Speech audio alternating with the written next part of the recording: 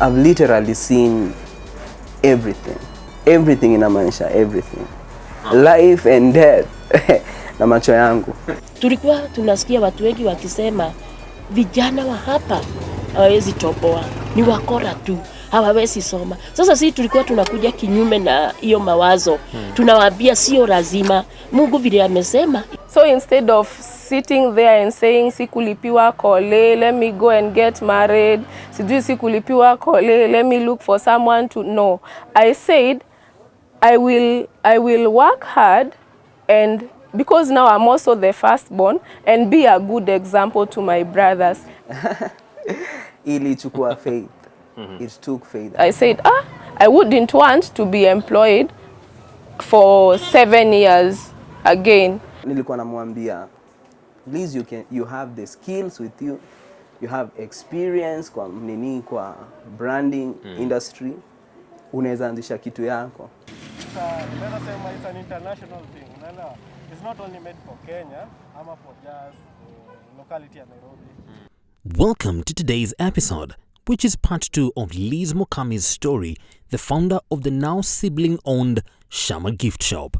Now, you see, I don't know whether it's because of that employer. Now, dealing with men, he was kind of harsh. Different from what I was used to. So he would like shout all over the place, and I felt, this is not the place I want to be. I thought that I would do a lot of things there, but I thought after seeing the environment, how the environment was, I was not secure, and I thought I don't want to stay for long here. But again, I was saying I've been employed for six years, and now this is now counting from the branding place. I said, I wouldn't want to be employed for 7 years again. But I didn't have an idea of opening up my own business. It's just the things that you pray and you just leave them to God. So I would tell God, I don't want to be employed for 7 years. Though I hadn't defined whether it is 7 years from that time or 7 years from the time I started working. Nilikuwa namwambia, please you have the skills with you. You have experience kwa branding industry. Unaweza anzisha kitu yako. Then alikuwa ananiangalia anasema, okay, time will come for that. And so tulikuwa tuna hope to time. But alikuwa anajua what it would actually cost for her to stop being a worker, an employee to somebody, ila kuwe self-employed ama anzishe nini yake.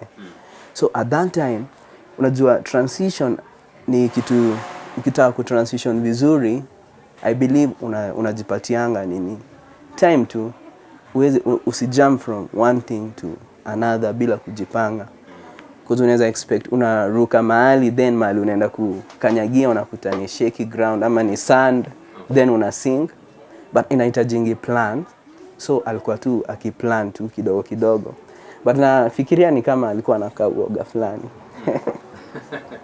So at that time, yes, I had the dream of having my own company, and when I felt it's time, I took the step of faith. It was a courageous step. Because actually when I told my boss that now I want to concentrate with something of my own, I didn't know what will happen after that.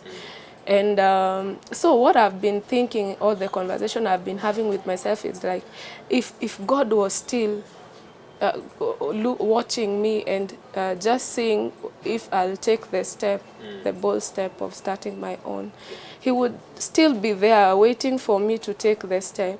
So it is after I took that step that now he backed me up, and he's shown me that all things are possible. I can run my own business. I can do stuff. Okay. Yeah. The millennials nowadays want to be their own boss. All right. And part of what they don't like is employment. Everyone wants to just start their own thing right from the word go.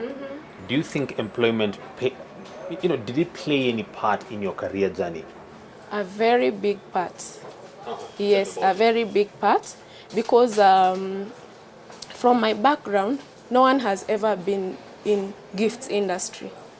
no one has was in computer or whatever that I'm doing now.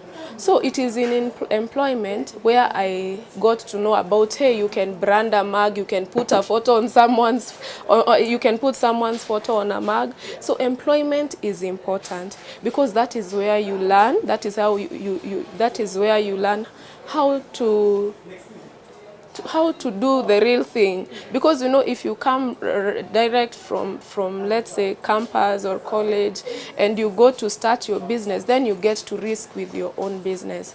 So employment is important, but again you need to set a timeline. Yeah, though maybe it could not be for everybody, but still when you're employed, the mindset has to be, I'm not here to stay. Yeah, but it is very important. So you're saying entrepreneurship is not primarily for everyone? Basically, yeah. Okay. Yeah. Because we know in life people are gifted in different ways. Yeah. Despite growing up in the shanty slums of Korogocho in Nairobi, Liz and her two brothers refused to be diluted by the slum mentality that crippled most of their peers. We started small. Hatukuwa na salary. Yeah. There was no salary. Alafu business haingeweza kutubagia hata lunch or anything. Kwanga tu ni transport. Transport inatuge transport ya kukamtao, kurudi. Maybe zile pesa zenye tulikuwa tuna make during the startup. Hiyo startup period. Ndio tuna get inalipa bills, imelipa room, ya ofisi, ya rent, ya stima, ya internet, then hiyo kidogo ya fare. That's it. Inaishia hapo kwa sababu ilikuwa ikianza. So we did that for few months or several, depending na patience ya mtu. Until sasa we started to grow, tukaanza ku get more clients. Business ikakuwa nyingi. My younger bro akakuwa established. Mimi nikakuwa established. As much as niko kwa Shammah, at least I was able to move. That the same year I started, no, the same year niliweza ku move from home. Nikaenda place yangu, at least just a good estate. Yeah, but najua patience ya kuwork bila kuangalia salary. Yeah. Kazi yani kutia bidii in something, having faith, not having just hope. Having faith that hii kitu ita work and it will pay me, and it began paying me later. And hapo ndo nilirealize I have got enough money to take care of myself. Yeah, and we grew until ndo tukatoka hiyo ground floor tukakuja first floor. Nikumbuka times nikiwa kwa kazi ni brand new work. Kuna election ya 2017 unaielewa kuanga. Hakuna peace. Hii ni job mpya tumeweka, unaona? Ni month gani? Ni month ya October. August ndio kulikuwa na election. Watu wanashinda tawa wakiprotest. At the same time, tunagoja clients watoke kwenye wanatoka wakuje. So ilikuwa time trick sana. Ilikuwa time tight sana. Na Shammah imekuwa hapo kwa miaka kadhaa. Ni kazi gani ulifanya wewe mwenyewe ukafurahi that was part of this project? Niliweza kushikilia clients wengi sana. Na God alinipea ile grace ya kuongea na watu. Mtu hata sijaiona, mtu hata sijui. Na anakuja, ana believe na skill yangu. Mimi mwenyewe najua sila experience vile. Lakini baadhi hapo ndio nilikuja nikapendea strangers. Ndio bali ni trust na kazi yao yote. Nika make friends, hata friends wenyewe niko nao sasa hivi. I build them from there. Okay. So siku hizi unafanya bado hapo ama unafanya business zingine? Hapo nao na grow. Niliwaachia kwanza wa Shammah Gifts. Nikafungua kampuni nyingine ya Mukami. Na fees bado na kusupport kwa hiyo? Nasema mimi na support pia. I think I can call it a story of God's faithfulness. Sasa nikamwambia, kweli umeanza kuwa kama mimi. Juu mimi nikiweka nguo bag na sijui ni nani ameniitisha. lakini nikipata mtu namwambia niko na nguo hapa ya kukutosha, hebu jipime. Sasa niko na hiyo courage ati hata saini ya mke nichukue hizi nguo niweke kwa bagi nitoke hivi, ukweli jioni nitakuwa na pesa. Na yeye akawa na ile courage ati akiweka kazi atakuwa anaweza kuilipa, atapata pesa. Kwa hivyo mimi sasa nikakosa kustuka vile niliona amefaulu, ameita ndugu zake. Kuna ule watatu Elijah, huyo mmeonyeshwa hapo. Elijah naye vile niliona tena amekubali kwenda hapo, naye akona roho ingine iko hapo. Unaona ameenda kwa media, alikuwa Kenyatta University akasema hataki hiyo, alafu akaingia NIPS. Mimi nikalipa tena, kile Mungu amenisaidia. Nikalipa NIPS. Baba yake akamwambia, wewe Elijah, umetoka KU, umekataa shule, umesema utaki kuendelea, fuata mama yako sasa. Alienamyo. Kwa hivyo vile sasa niliona huyo Elijah ameenda huko, amekubali kufuata dada yake, nilisema kama huyo amekubali kwenda hapo kwa hiyo kazi ni nzuri, kwa sababu alikuwa tu anaangalia tu, ati hata anaenda anakaa tu hapo kwa kiti anawaangalia tu venye wamefanya. Lakini wakati aliinuka nikasikia anataka tena huko tena media tena hataki. Nikaambia Mungu pamoja na yeye. But the transition and startup days were not easy. Sasa mimi nikarelax, kwa maana niliona kweli Mungu ako pamoja na yeye na ana make. Najua kama angeweza bado mzazi angekuwa na shida. Hata nikijifanya ati sina shida, bado niko naye. Sababu sasa ile amekuja, mama uko na 1000, mama uko na 200. Ningeona sasa badala mtoto anisaidie, tena imekuwa mimi ndiye nitamsaidia, ikakuwa yani mambo ikaenda vizuri kuliko vile mimi mwenyewe na akili zangu nilikuwa nikifikiria. We take a short breather, and when we resume, we'll get to hear the impact Liz Mukami's business is causing to the ghetto she came from.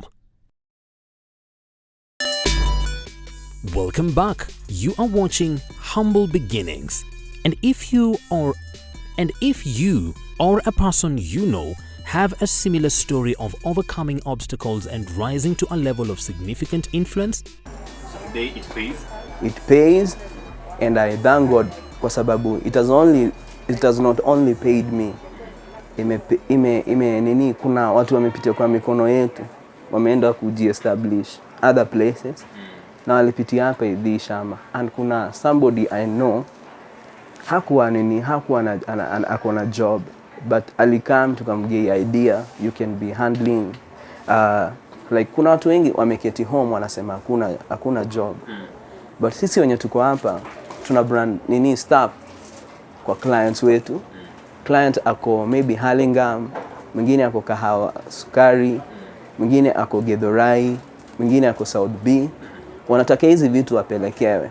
Then our riders wako busy kwa sababu wanashikanisha hawa wenye wanaenda na motorbike. Wako busy, wanaogopa kuingia tao, watasumbuana na makarao. A lot of things. But kuna yule mwenye anaweza come deliver on foot. Aende achukue mata connect, deliver kwa milango yao hata bila kuwa na bike.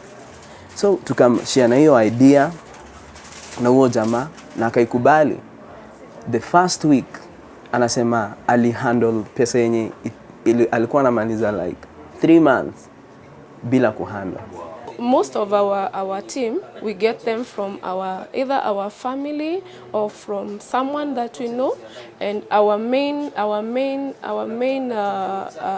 idea is to teach them, to nurture them.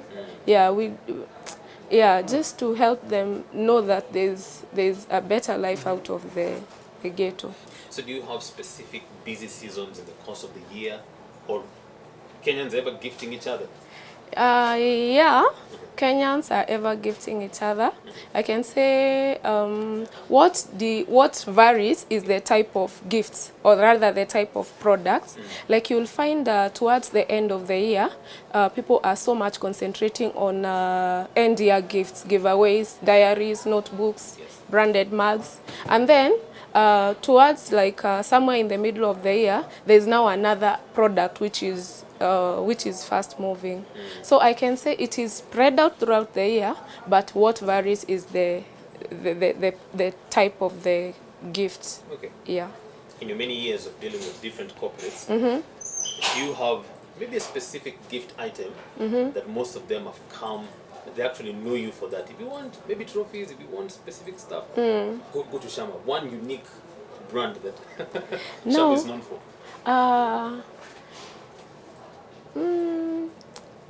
I don't think there is a specific one, because normally what we do, every product that passes through Shammah, yeah, it comes out well. Okay. It bears that excellence touch. All right, so why Shammah? Shammah means God is here, and God is there. So it just came. I can't say that it is abbreviations to my name and whose name. No, I just said God is here. So I decided to call it Shammah. It began as Shammah Graphic Designs, but now after we changed that name in Facebook, and people were asking us, do you design flyers? Do you design the kind of business they would ask? I thought they were misleading, because that's not what we wanted to do. We wanted to deal with gifts. So we thought of changing the name to Shammah Gifts so that it can relate with what exactly we are doing. Reason why I decided to major on gift is because that's the thing which I've done for the better part of my life, because we were selling gifts and branding. So that's the only thing I knew how. Yeah, and I decided to just specialize with gifts.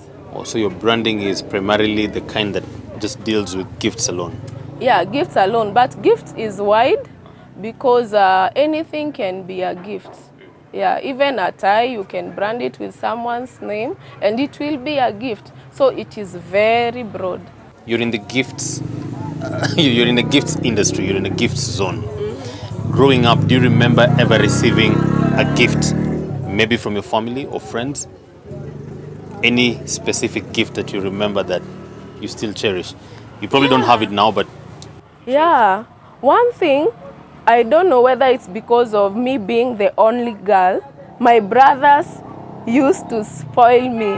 Like even now, they would bring me dolls, they would bring me flowers, they would bring me all sorts of things, and it was a nice feeling. It was a nice thing. I think the very first gifts, I got them from my brothers. All of them. They would go when they are going to their whatever, when they find something nice, they would bring them to me. Even mini hair clips, dolls. There are some I had. I think if I look for them, I'll still find them. Yeah. Okay. Now in return, now from Shammah, have you in turn brought gifts like home to mom? Yes, I've brought so many, and I think when my mom looks, he can see the work of my hands. And something, a highlight, I hope when we get time to listen to her, she will talk about it. There's a woman who saw, her friend, who saw one of the portraits that I had given, that I had brought for her. And she was like, who did this? And it's my daughter who has brought me this. And that woman, she was so touched. I think she even cried. Yeah, she was so touched. So I brought in very many gifts, and I think she'll get an opportunity to say it herself. Yeah. Gift nimeletewa nyingi. Unasikianga aje akikuletea gift kama hiyo? Wacha hivyo. Nasikianga na hata sitakangi kuambia mtu juu. Naona kama hiyo picha aliniletea nikaona iko mzuri ya mimi nikihasu. Nikitembea hivyo ili nifurahisha sana juu hiyo kazi ya kutembeza ilikuwa inanifurahisha sana. Juu saida niko chini nikienda kuhasu maround na kuja na pesa tunakula na tunakunywa. Sasa akasema unaona watoto wangu kweli watoto wako wanafanya kazi, mimi ni kama nilizaa watoto hawafaidi juu alilea wakaolewa, akishamaliza wengine wakakataa kazi, wengine wakachezea kusoma. Sasa anaona watoto wangu wako mbele sana, lakini si mimi, ni Mungu tu. Ni Mungu. Na walikuwa wanaambiwa, wewe ukitoka hapa ukanyang'anyane, ukirudi hapa bila meno usirudi hapa. Wewe na wewe ukienda, uende uzae watoto ulete hapa, si hapa utaleta, ujue kule utapera. Sasa unaona. Sasa baba yao akiongea hivyo, mtu anastuka. Unaona? Mtu anastuka anasema, lazima nijipange. Na ikawa ni mfano mzuri kwa sababu saa ile hata watu wa area wanaona hao watoto. Wanasema, mnasemanga coach, ati ni coach. Hawa wamezaliwa hapa, wamesomea hapa, ndio hawa sasa. Wamama wenzako wanakuambianga nini kuhusu Liz? Nani? Wamama wenzako, mkiona wamama. Wananiambianga, sasa wananiambia, msichana wako amejikaza na amefanya kazi kimwanaume. Nawaambia ni sawa, acha afanye kwa sababu ameona vile mama yake amechoka na kuhaso. Kulikuwa na mali kugrow ama ilikuwa struggle? Naweza sema ilikuwa, lakini hatuko tunaiona at that time. Nela kwa sababu whatever you are looking tuko naangalia kama mali actually iko mali. Unaona? Yenye ilikuwa home ilikuwa more than kuliko mali. Kwa sababu home tunapewa, naweza sema kenye hawa watu wengine sana wameni ile love ya familia. Dad kuwa hapo, mom kuwa hapo. Familia ni ameibondisha kabisa, unaona? Alafu walikuwa na try up and down kuhakikisha you are satisfied. The mental picture that I normally have for Shammah Gifts is a go down. Yeah, a go down with a big team, busy with some people busy there doing design, others doing operating machines. Yeah, that is the kind of a picture I have. So this is just but the beginning. No, I don't want it to die with me. Yeah, I want it to be passed on even beyond my family. It may not be Shammah, but I want to, what I know, I want to train as many people as I can. And in my family, I want it to be generational. I want it to be something like that my children will say, now my mom walikuwa anafanya hii biz, now we are running with it. Or, okay, it may not be exactly whatever I'm doing right now. They can expand it, as well as my brothers. They can be wherever they are and they're like, this I learned from Shammah Gifts. Yeah, and plus maybe other people that are plugging in. Are you proud of your brothers? Oh yes, very, very, very. Sometimes I cry. Sometimes I cried because of seeing God's faithfulness, especially with the background. You remember I shown you where I grew up from. Not very many people, not very many boys, brothers, amount to what my brothers are right now. You find that if some are not lost into drugs, they are into robbery and theft. So seeing myself working with my brothers, it's God's faithfulness. It's God's faithfulness, and it really makes me happy. It gives me much confidence that if He has done it for my parents, God will also do it for me.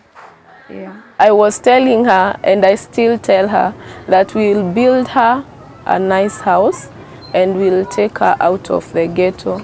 Kwa hivyo biashara ya Liz, Shammah Gifts, nini utajua imefanikiwa ukiona nini imefanyika? Mimi nitajua imefanikiwa akiweza kunitoa hapa. Unaona hapa?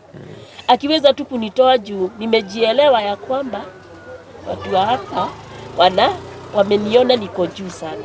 Unaona?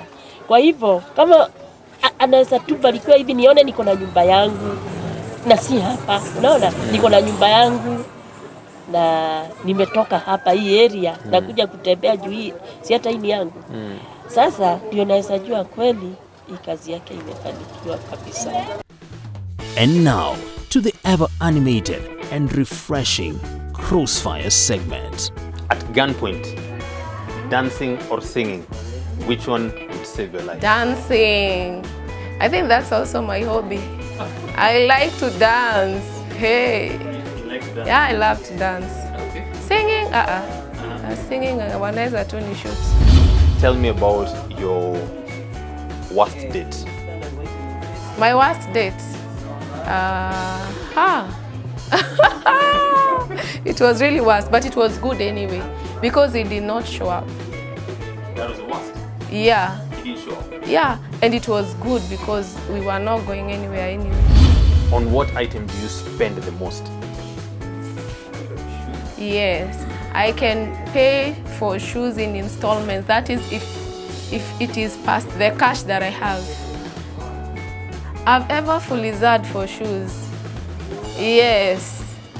So me, shoes is just my thing, and I don't just buy any shoes. 1 million to cut your hair. Are you taking the offer? No. 1 million. Leave a million, a billion. I can't. I treasure my hair. Hey, like nothing else. You have a dream car. A dream car? Oh, okay, for now, I can talk of a range. But it's not like there. Because you know, hizi vitu zinaenda ziki-improviwa, zikitolewa. Yeah. Growing up, what was your favorite cartoon and why? We didn't have a TV. Oh, I didn't know about cartoons. What's your favorite pet? Pets. Pet. Cats, no. Do I have a favorite pet? Okay, I don't think I have a favorite pet. No, I'm not. Long dresses, short dresses? Long. Yes, long. You know, I want to be in a dress that I'm feeling comfortable. You have big dreams about treating your parents. Yeah. If you were to take them on a dream vacation, where would you take them? Vacation. Dream vacation, not just vacation. Oh, you know, those our parents are not. I may want to take them to Dubai or Hawaii, but I don't think they will appreciate or value it with them. I don't know. Vacation wouldn't be their thing, but I would want to do something that will really excite them and make them feel that they have a daughter. Building them a dream house. In terms of children, do you want to have more girls than boys or boys than girls? I think I love boys. You know, I've grown with boys. Boys are cool. They are really cool. You know, girls, sometimes we have issues. You are sad for no apparent reason. You are there, umekatch my feeling, sijui ule mwingine ako na nywele poa. But anyway, if God gives me girls, well and good. If you had a chance to change your name to a cool name, ungejita nani? Elizabeth is my name. What's her name? Victoria. Okay, I like it. In fact, I like the name Victor because of the meaning. But I'm okay with my name, Elizabeth. And I really love it because it has 3 nicknames. And so if you go somewhere and ask for Liz, you won't find her. They know me Beth. Other places call me Liz. And the other places, they call me Eliza. So I'm very okay with my name, Elizabeth. Yeah.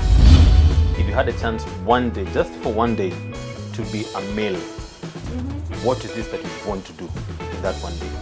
As a male?